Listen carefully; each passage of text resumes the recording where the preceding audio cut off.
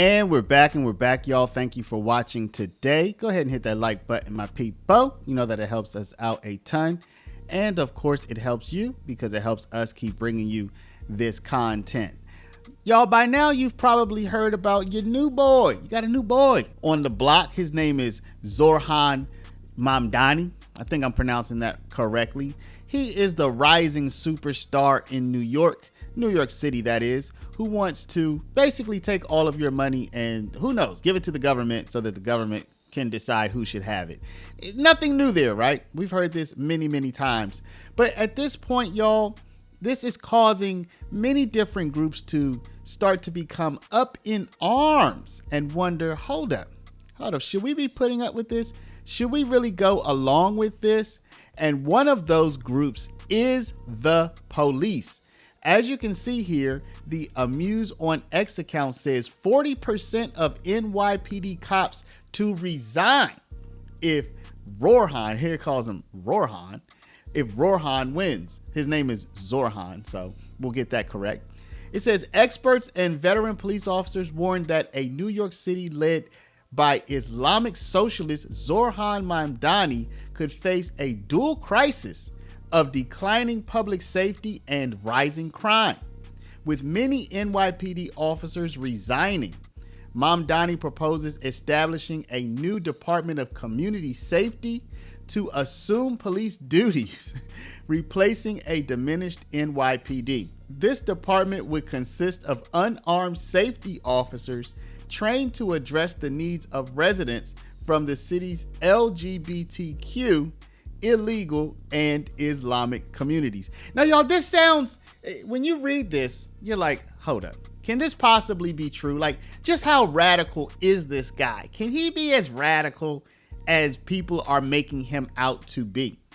Now, I'm about to show you a quick clip that shows you him in his own words. He's going to tell you in his own words what he thinks crime is. And also, he's going to tell you who he thinks is responsible for crime. This is absolutely going to blow your mind. Let's take a look. But before we do, y'all, make sure you take care of your money.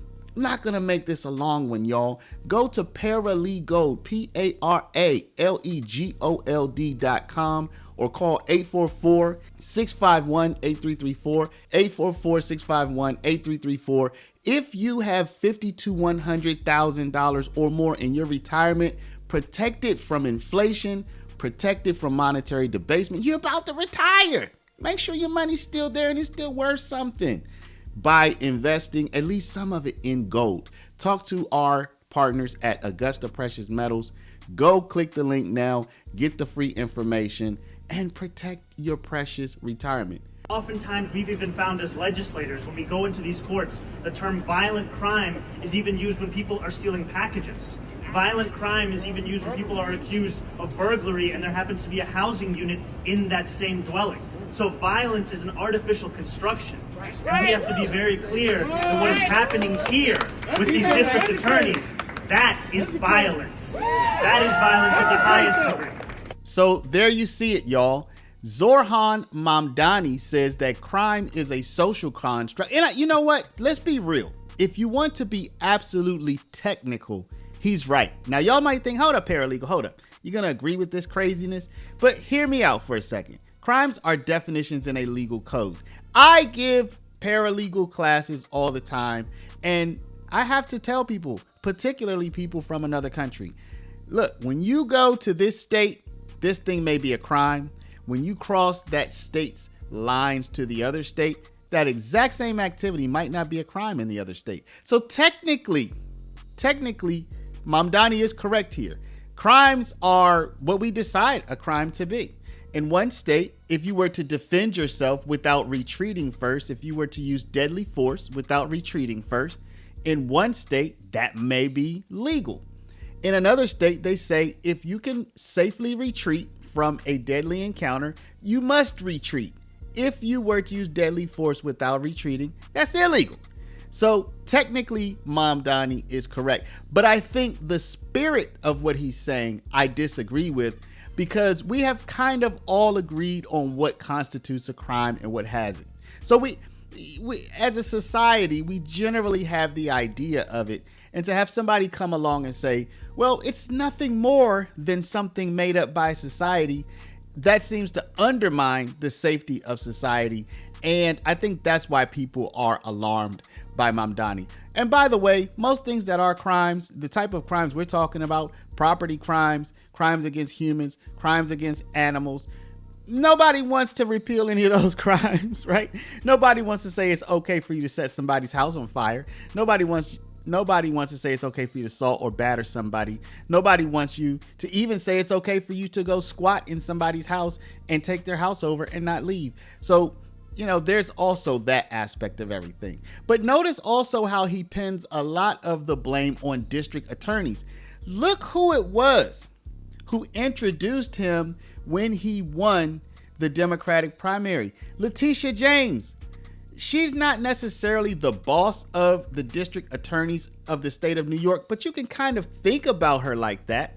You can kind of think her as the top district attorney of the entire state. She's the attorney general. She's like the biggest district attorney there is in New York, in a sense. The whole of New York is her district, right? So here he is blaming Letitia James basically for crime, okay? And this is going to lead to a clash, y'all, because he's going to want for crime to be placed at the feet of the district attorneys and the power structure. Letitia James, the person who's trying to latch on to him to boost her own standing, she is at the top of the power structure in New York. Look for some ruffling of feathers there. Now here we have another article, one from the New York Post, that says electing Zorhan Mandani, New York City mayor, would spur huge cop exodus, rising crime straight out of Gotham City, says cops. A New York City led by socialist Zorhan Mandani will mean a two-pronged breakdown of public safety, crime spiraling out of control, and NYPD officers leaving en masse, experts and veteran cops say. Critics of the Democratic mayoral nominee and frontrunner heading into November's general election aren't buying Mamdani's 11th hour to vow that he won't defund the police or shrink the NYPD's workforce if elected, a reversal of his long-standing positions. So he's been a defund the policer. Instead, they believe the U-turn during the final weeks of his primary campaign was just a craven political move to score votes with undecided voters. Quote, if you put a guy like him in there, our people are going to get hurt and nobody's going to want the job. It's going to put recruitment back 5 more steps, Munro said. NYPD brass are quietly bracing for a potential mass exodus unless Mayor Adams, a Democrat and retired NYPD captain seeking re-election as an independent, or GOP mayoral nominee Curtis Silva, pull off an upset. Quote, I've had guys call me and say, quote, if he wins, I'm quitting, a police source said of Mamdani. It's just weird that New York City would vote for him. I know he's not here for the police. Now, y'all, I am going to give y'all a different prediction. If Mamdani wins, and if the police remain funded at current levels or sufficient levels, I don't think we're going to see a mass exodus, and I'm going to tell you why. If you remember back 2020, right, when the whole defund the police movement kicked off, what did the police do? They just pulled back on policing. They just pulled back on speeding tickets. They just pulled back on marijuana arrests. They just pulled back on going after the criminals with gusto. Their job kind of became easier because where they would have been more aggressive and more gung-ho about going after even some of the smaller crimes, the police said, oh, so anytime we do anything, we might get written up, we might get sued, we might get put on trial. They just pulled back. I think if the funding remains, and if this anti-police attitude were to take police pull back on their vigilance like they did in 2020, and I'm not saying this to slight the police, by the way.